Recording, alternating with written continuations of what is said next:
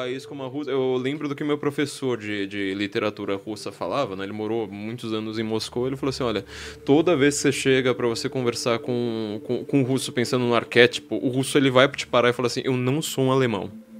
Vocês ocidentais, acho que todo russo é um alemão, né? Esse arquétipo do cara frio, fechado, sabe? Que chega lá, não, se o encontro é 2 horas, eu chego 1h59 perfeitamente, sabe? Ele falou assim, isso é um alemão, meu amigo. O russo é aquele cara que ele enche a cara de vodka, aposta a vida inteira dele na roleta e no dia seguinte tá lá, sabe? Tipo, ah, não, vou me confessar lá na igreja ortodoxa e depois vou dar risada e voltar porque restou da minha casa com os meus filhos. É um povo impulsivo, é um povo, sabe, completamente desorganizado. Exemplos. E uma coisa que ele sempre falava, um outro clichê que a gente tem dos russos, que a gente meio que se esquece, né? Fala assim, né, Moscou faz menos 40 no inverno, né? Fala assim, então, né, tem um dia lá do inverno que realmente faz menos 40, só que tem um problema, cara. Você já viu o verão de Moscou? É insuportável. Porque assim, o pessoal da Bahia chega lá em Moscou e fala, meu, tá muito quente, não aguento essa porcaria. Sério, porque assim, faz 42, assim, por um mês. É insuportável. Pois é. A gente foi e tava quente. Tava bem quente. Então. Tava bem quente, de fato. Bom, eu só queria... Voltando à pergunta, então. Anterior da economia que você estava falando, né? Você falou aí tudo a respeito da especulação. Eu não entendo muito de economia, mas já vou fazer propaganda no meu segundo curso, estão os dois com o carrinho aberto, tá? Formação Ciência em Comum, que eu falei, nada desinformação, e meu Guten Morgen Go, que é sobre a Primeira Guerra Mundial, no qual tem um módulo que eu estou falando exatamente a respeito da mudança econômica que uma guerra como essa gera. Por que eu acho que essas sanções são um desastre, tá? E aqui, por isso que eu queria que você desse o exemplo. Você falou que você não iria falar, mas você acabou falando exatamente o que eu queria. Chega lá pra comprar com o Apple Pay, não dá. Chega lá pra comprar com qualquer coisa, não dá. Por quê? A Rússia está sendo excluída do sistema SWIFT mundial, não só do sistema SWIFT, como alguns mecanismos de pagamento, como a própria Apple, e várias outras dessas grandes empresas. Visa, Mastercard, tudo, corta. Então eles estão fazendo um corte em indústria automobilística, né? Você viu, o Mazepin agora tá fora da Fórmula 1. Na Copa também. A Copa, o próprio GP de Sochi, o condutor da... Agora eu não lembro se é da Sinfônica ou da Filarmônica de Munique, que ele é russo, e pediram pra ele falar mal do Putin. Ele foi lá, deu uma elogiada, já cortou. Então assim, tá rolando um boicote muito grande, tá? Total. Só que esse boicote econômico específico que o Biden tá fazendo, que ele tá orquestrando, ele tem tudo para ser uma das maiores desgraças do século XXI. Tá? Eu sei que... Eu não vou entrar nas questões políticas, direita, esquerda, não sei mais o que. Não quero entrar nisso, mas assim, existe um problema. Você faz uma sanção econômica contra um país, mais ou menos pensando que o cara tá fazendo uma sanção contra Cuba. Cuba era uma república das bananas, entendeu? Que ela tem um setor de turismo, sabe? De coisas assim, completamente secundárias, que você nunca vai manter um país como uma potência mundial com a economia cubana, isso independentemente de capitalismo ou comunismo. E aí você faz uma sanção econômica para o comércio internacional. Pior, essa sanção é só para os Estados Unidos, ou seja, eu paro de comprar de você. O resto do mundo não tem. Esse embargo econômico que existe até hoje em Cuba, não tem com os outros países. Nenhum país tem cargo. Eles podem... Todo mundo está comerciando com Cuba lá e a esquerda vive até hoje. Ela fala, não, Cuba é uma desgraça por causa do embargo. Bom, só que Cuba é dependente, tá? A Rússia é dependente. Para pensar nisso. Você tá fazendo a mesma política hoje que você fazia com um país que é uma ilha, sabe, ferrada no meio do mapa, que era dependente de outro país. Você tá agora chegando na matriz e falando assim, olha, tá bom, né, vou te cortar do sistema SWIFT. Você tem vários problemas aí. O primeiro deles, e mais óbvio, é o seguinte. Você viu que você falou do rublo, né? 32% que você falou? 32% de desvalorização. Em um mês, né? Mas se for pegar em períodos menores, até caiu mais já. Então, só que aí você tem um problema, porque assim, o rublo desvalorizado era a coisa que o Putin mais presumia nessa guerra. Eles estão preparando, ele tem um ethos guerreiro, ele está se preparando para essa guerra há muito tempo. Em segundo lugar, ele tem um amiguinho ali do lado dele, chamado Xi Jinping, entendeu? Que tem uma moeda que inclusive está artificialmente desvalorizada, porque ele está numa guerra cambial com o Ocidente há muito tempo, a gente não vai lá e fala assim, nossa, a China está fazendo uma guerra cambial com a gente. Não, a gente acha que é a coisa mais normal do mundo. São Paulo está sendo vendida para a China. A China tem um projeto com a nova Rota da Seda para chegar até o Nordeste do Brasil. E fala assim, isso aqui é tudo meu. Porto da Argentina, chinês. Porto da Grécia, um dos portos mais importantes do mundo, né? A República do Platão começa com eles indo para aquele porto, chinês. Porto do Sri Lanka, sabe? Camões, né? Por mares nunca antes navegados, até a praia Taparobana, acho que é esse o nome, é o porto do Sri Lanka, chinês. Sabe? Tudo com o quê? Com desvalorização de moeda, com endividamento, tá? Aí a gente vai chegar num segundo problema. O Putin, ele pode ir muito bem e assim...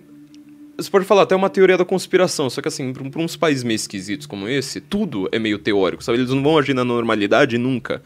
E se esses caras já tiverem com um plano pra você simplesmente falar assim, tá bom, fui cortado do SWIFT, vamos agora entrar, fazer um sistema com o Yuan, todas essas republiquetas agora, né, Lituânia, essas não que ainda não foram dominadas, mas assim, aquelas que tem um oligarca russo cada um no lugar, né, Geórgia, próprio Cazaquistão, não sei mais o que, coloca tudo nesse sistema. Quer dizer, os Estados Unidos fez isso aqui, ó. Colocou uma arma na própria cabeça e falou assim, olha, agora o dólar vai entrar na crise que estão prometendo que o dólar vai entrar desde a década de 50, ele nunca entra. O cara vai quebrar o dólar, vai fazer o Yuan ser a maior moeda do mundo, entendeu? E esses caras vão ter um poder gigantesco. Não contente com isso, o Putin, aí não é teoria, ele já fez isso, ele falou assim, essas empresas aí quebraram por causa da falta do sistema SWIFT, não tem problema, estamos nacionalizando. Meu amigo, você está querendo diminuir o poder de um cara fazendo tudo que ele quer? Você tá vendo o tamanho da imbecilidade que foi feita? Então, esse modelo de sanção, ele não funciona com a Rússia, isso aí deveria ter feito, sabe, uma guerra cambial como o Trump prometeu, ele jogou pro Congresso e o Congresso não aceitou. Então, assim, você pode odiar o Trump, não tem o menor problema, não quero entrar nesse assunto, mas isso é um modelo mais adequado. Agora, o que vai acontecer agora... Assim, eu não vejo nenhuma perspectiva positiva. Eu só tô vendo caos, caos, caos, todas as consequências negativas da guerra, todas as consequências negativas de não ter guerra, tudo junto, tudo negativo tá pro nosso lado e tá tudo positivo pro Putin.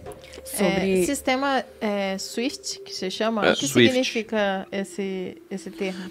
É um sistema bancário internacional, assim, eu não sei explicar isso. Você tá? sabe explicar? Sim. É um sistema de liquidação internacional de transações super seguro, onde participam todos os bancos do mundo e é um sistema em dólar, né? Então, quando você... Na verdade, você pode usar outras moedas, tudo, mas o comércio mundial ele é feito em dólar. Dólar, euro e iene, sobretudo, são os três mais fortes ali. Mas, por exemplo, quando um japonês faz comércio com um australiano, não é em dólar australiano ou em iene japonês. É em dólar, geralmente. Então, o dólar é uma moeda muito forte... Porque há muita demanda por dólares. Inclusive, acontece um negócio até estranho, porque toda hora o pessoal fala, não, agora criaram trilhões de dólares, agora é o fim do dólar, porque aumentou muito a oferta de dólar. Só que aí todo mundo começa a projetar, agora é o fim do dólar, o dólar vai desvalorizar. Aí o empresário brasileiro, ele olha assim e pensa, preciso me endividar, minha empresa vai quebrar, eu não quero que ela quebre, tem que pegar dívida. E aqui no Brasil, eu vou pegar uma dívida pagando, por exemplo, 15% ao ano. Nos Estados Unidos eu vou pagar 3%. E aí ele ainda pensa, ele vê lá 10 entre 10 economistas falando, agora o dólar vai cair. Ele pensa, bom, eu posso pegar uma dívida lá fora com juros menor, com uma moeda que agora tá cara, mas vai ficar mais barata, ou posso pegar com juros maior, com uma moeda que tá barata e vai ficar mais cara. Que é a conta que ele faz. Então todo mundo começa a pegar crédito em dólar. Se todo mundo pega crédito em dólar... O dólar não quebra. Não quebra, porque para pagar essa dívida vai ter que ter dólar para pagar. Então vai aumentar a demanda futura por dólar. Então eles têm, nas palavras de um liberal francês, o Jacques Rueff, um privilégio exorbitante. Só que para ter esse privilégio tem que haver demanda por dólares. E aí o que o Flávio colocou na hora que você tira a Rússia desse sistema de pagamento em dólar... Eles vão para outro lugar. Eles vão dar um jeito. E, logicamente, essa sanção ela deveria ser esperada pelos russos. Só um detalhe aí, né? Os russos eles estão comprando ouro, tá? Sim. Há bastante tempo. Há muito tempo. Eles têm reservas de ouro, por isso que eles têm uma briga também muito grande com a Arábia Saudita, né? Uma disputa ali também por ouro. Tem toda essa questão com o Irã, que também tem muito ouro, e sobretudo que passa por baixo da mesa, entendeu? É isso que as pessoas não estão percebendo. Você está no sistema de criptomoeda, adianta você fazer, nossa, que genial, né? Quer dizer, você só tá falando assim, só o mercado negro que vai funcionar. O mercado oficial não funciona. O mercado negro, cobrando 20 vezes mais, vai funcionar. E aí você tem também esse problema de uma triangulação agora com a China. Porque assim, a China, ela comprou 60% da dívida do Tesouro americano.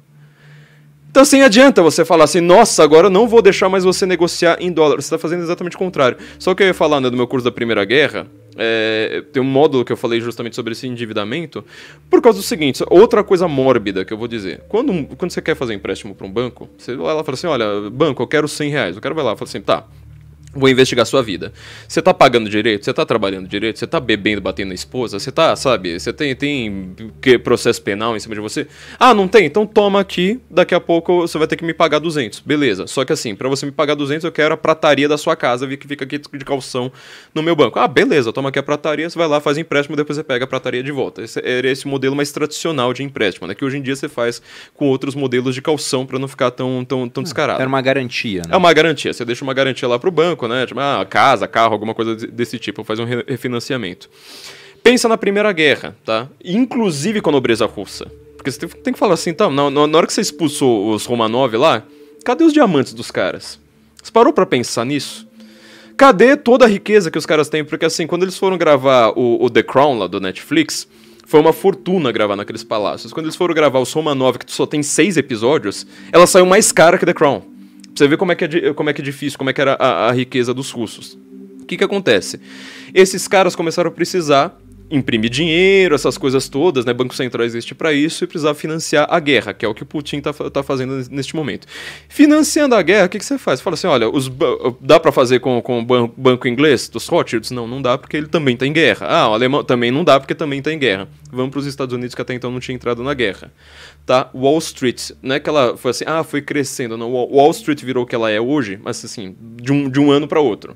De repente, ela tá com toda a calção. Tipo, você quer um empréstimo? Então, assim, ó, os quadros que você tem no seu palácio, diamante, ouro, tudo. Eu quero tudo aqui pra mim. Coloca aqui pra cá, manda num naviozão, eu vou lá te dou a grana. Aí esses caras começam a morrer numa guerra tão violenta, que aí você fala assim, tá, eu sou o banco. Eu tô aqui com o calção do cara. Eu tô esperando que o cara vá lá e me pague tudo com juros. Só que aí o cara morre, aí o conde, visconde, né? Você pensa em toda a monarquia, né? O conde, o visconde, não sei mais o que, morre, o filho dele também morre, de repente até as herdeiras dele morrem. Ele fala assim, cara, eu tô torcendo pra esse cara ficar vivo e me pagar a conta? Eu tô torcendo pra esse cara morrer e ficar com tudo? Com aquele calção, aqueles ovos Fabergé fabulosos que eles tinham lá, né? Você entendeu que a economia, o eixo da economia que estava em Londres e que tinha, sabe, França, Alemanha como centro do mundo, e que você tinha toda uma riqueza da aristocracia europeia, aquela coisa galante, né, roupas, diamante, não sei mais o que, fala assim, tá, tudo bem, entraram lá, fizeram a Revolução Comunista, cadê essa grana, meu amigo? Tá em Wall Street. Entendeu? E aí você vai perceber que isso que o Biden tá fazendo, ele não tá percebendo ainda, mas ele vai pegar toda a riqueza, toda a calção de boa parte das pessoas do mundo livre e mandar pra China. Isso não é uma coisa inteligente. Desculpa pelo longo. Não, mas foi muito bom essa questão.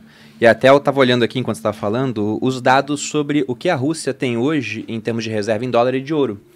Então isso aqui está estimado já, porque a Rússia ela gastou uma boa parte da sua reserva nos primeiros dias de guerra para tentar defender o rublo de uma queda ainda maior, mas ela tinha até então cerca de 640 bilhões de dólares de reserva. Isso é o dobro das reservas que o Brasil tem. Uma economia de mais ou menos o mesmo tamanho que o Brasil. Meu Deus. E em ouro nem se fala, eles têm 132 bilhões de dólares em ouro.